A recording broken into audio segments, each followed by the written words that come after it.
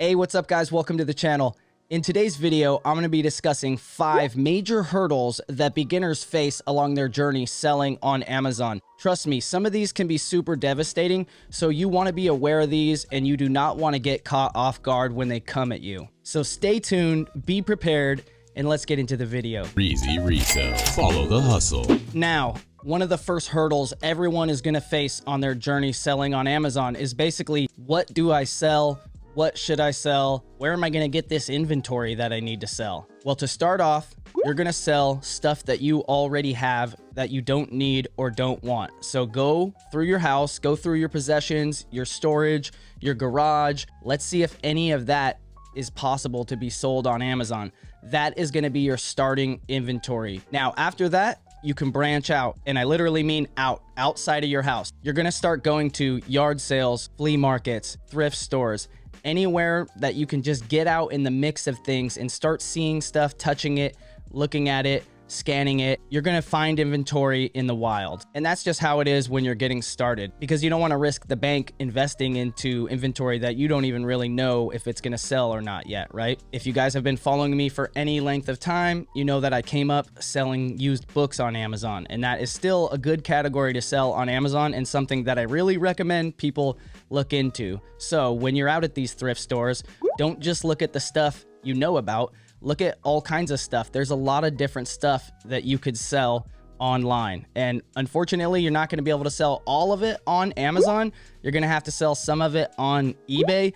But this is just part of the process as you're learning and going on the way. Now, once you get into the groove of selling on Amazon and you've figured out, you know, what category you like to sell in or what niches you're capable of selling in based on the inventory that's around you locally or your access to it, you're going to start developing some kind of regularity, and you're going to have schedules and you're going to have routes. Routes are very important as a reseller. So this is what you're going to do every morning. So if you're a bookseller, you go to this thrift store, then you go to that thrift store, then you go to this store, then you take your lunch break, then you drive over here and then you list. Then there's another place that you go and look at after that. Maybe that's your Monday route, right? And you have a different route on Tuesday. You go to a different city or a different area, right? You're not going to go check the same place again unless, you know, there's new fresh inventory again. You're probably going to have some kind of route around you, and it's going to also have a lot of different relationships.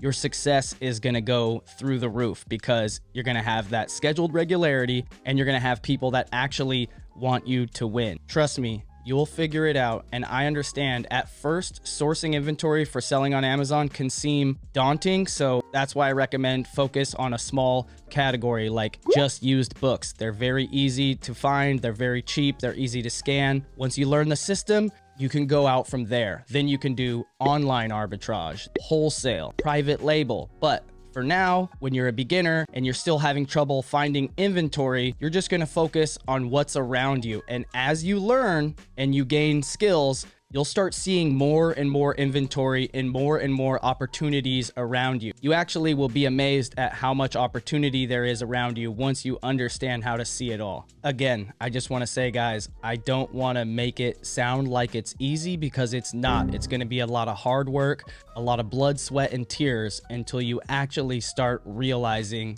how it works and it just clicks for you. You'll figure it out. The inventory is out there. Trust in the process. All right, on to the second hurdle. This is going to be restricted products and categories.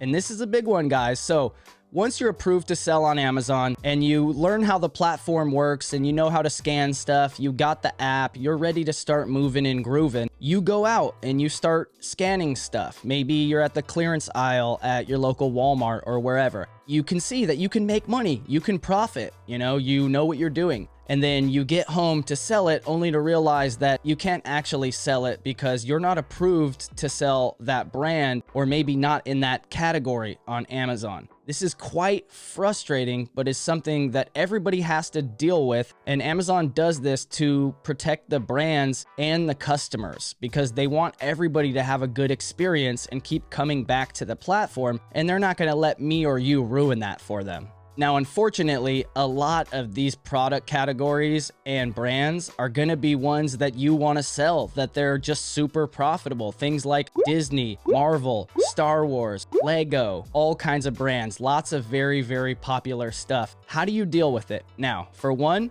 there is a little button in the Amazon Seller app. You can press it, request approval. And sometimes you might get lucky and just get auto approved. Now, there is a current glitch in the Amazon Seller app that's been running for a while that will actually say you're approved and you're not approved. You know, that's just an example of ABS, which stands for Amazon Bull, that you have to deal with in order to become a successful Amazon seller. So when you're buying an item that you were previously restricted in, but you got approved in, especially if you're buying a large quantity of it, make sure you go on the actual Amazon seller dashboard on a desktop computer or a laptop, whatever, and confirm that you're actually allowed to sell that brand, not that the app just glitched on you, because that is going to be just a super pain in the butt that you don't need to deal with. Now, what do you do if you click that button in the app and you don't get auto approved to sell a brand?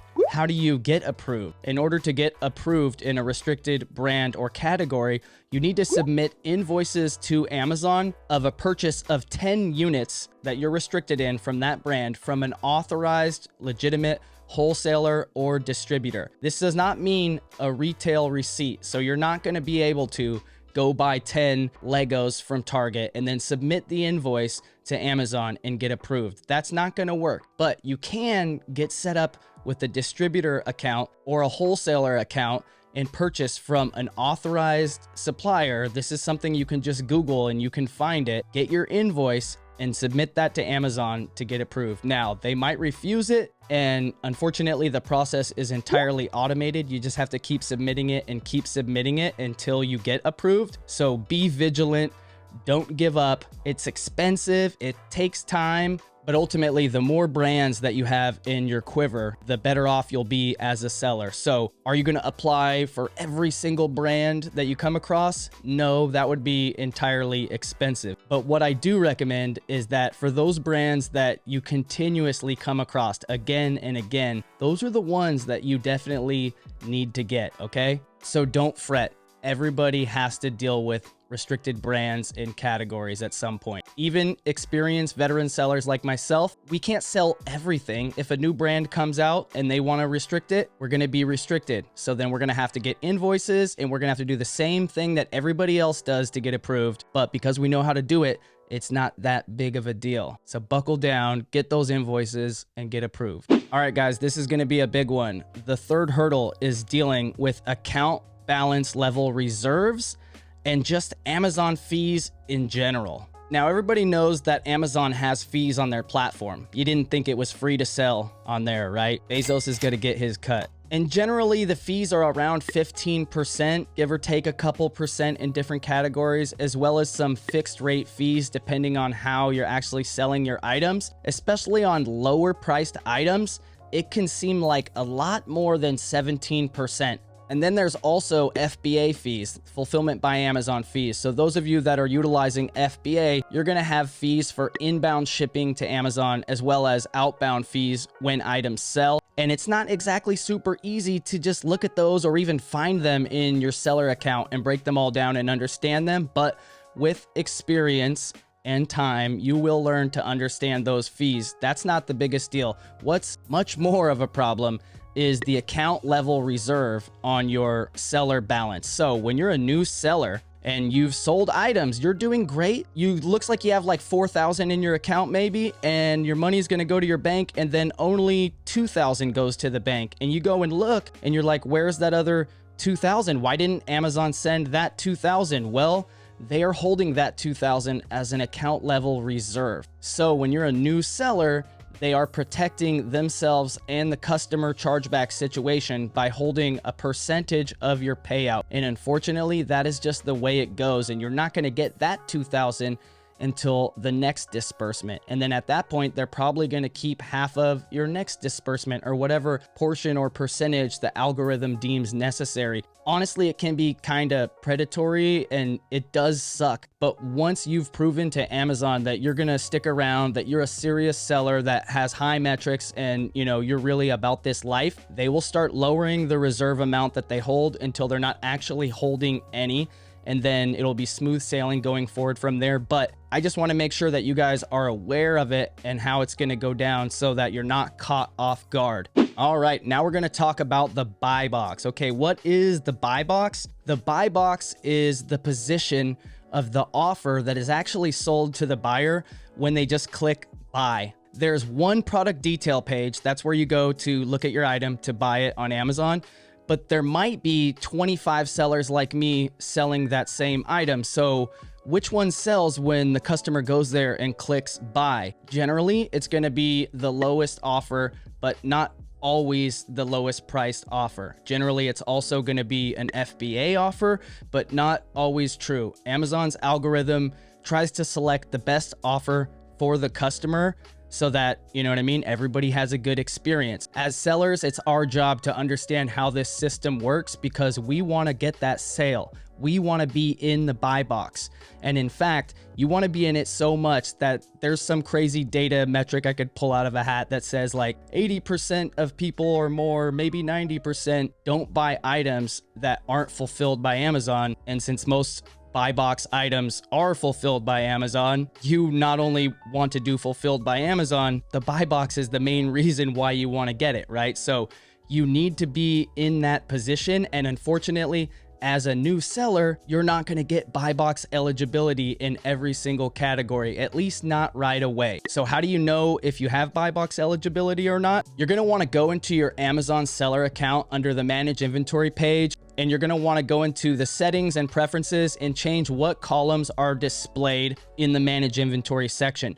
One of them says buy box eligibility. Now that is very, very important because you should know if you have buy box eligibility or not. Don't be worried if you don't have it. It doesn't mean that you're not going to make any sales. It just means that your items are going to sell a little bit slower and you might have to drop your price a little bit to compete a little bit more until you do get buy box eligibility. But you will get it. It will come in time, just like other things on Amazon.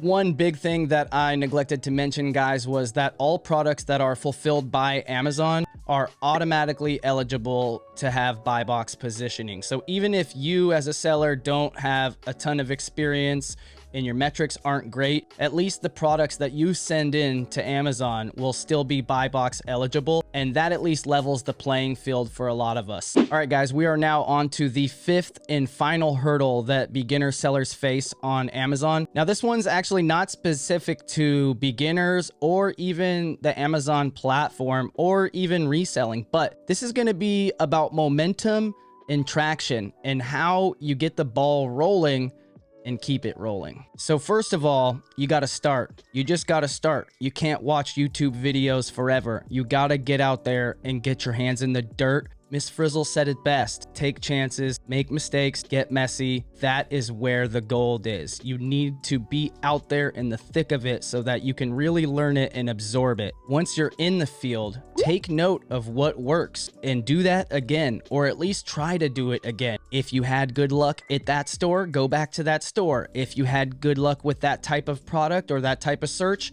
try that again. There's probably a reason why it worked and you need to figure it out. Once you start figuring stuff out, you're going to want to have some goals. So get a whiteboard or have a notepad on your desk or something that you can see very often and write down what are your goals, whether they are sales goals, product research goals, whatever they are, you need to write them down so that you can hit those goals and continue going forward. And don't just write unquantifiable goals, right? I'm going to go sourcing 3 days each week. I'm going to list 100 items before the end of the month. It needs to be quantifiable because you might not hit your goal, but if you at least tried to hit your goal and you made some progress, you will have some data and you can put that up to it and say, okay, I didn't list 100, I listed 50. Why did I list 50? How could I improve upon that, right? So have goals, measure your own metrics, your growth and your efficiency, analyze it and pivot going forward and make adjustments so that you can keep growing. Try to improve at least one thing every time. That's how you scale your efficiency.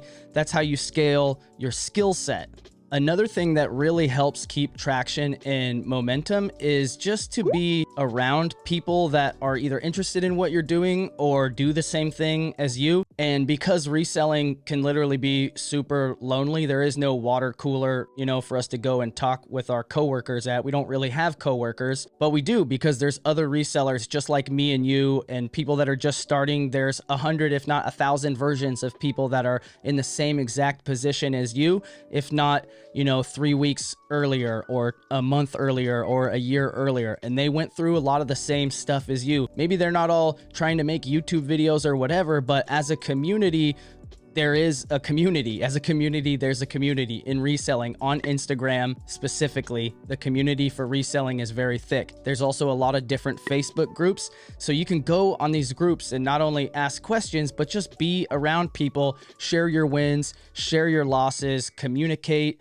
meet people, develop friendships, networking. There's reseller events that you can go to, and all of these things will help to keep you inspired and motivated going forward, just to see that other people have done it and they're still doing it. You know what I mean? It makes it real to you, right? It can get depressing, you can be lonely, but we have the internet. So use the internet to find people to help you. There's also lots of podcasts and things you can listen to. Check out the Pure Hustle podcast. I really like that podcast, as well as just watching different YouTube channels maybe about reselling that are growing your knowledge and teaching you more things and also just keeping you going. Maybe you already know what the video is about, but you just have it on in the background while you are packing orders or while you're listing orders, just to help keep you in that mindset and be around, those vibes. And in fact, we might also have a regular full-time job and be doing this either super early in the morning or super late at night and sacrificing sleep. So it's like, we need it even more, right? We need that.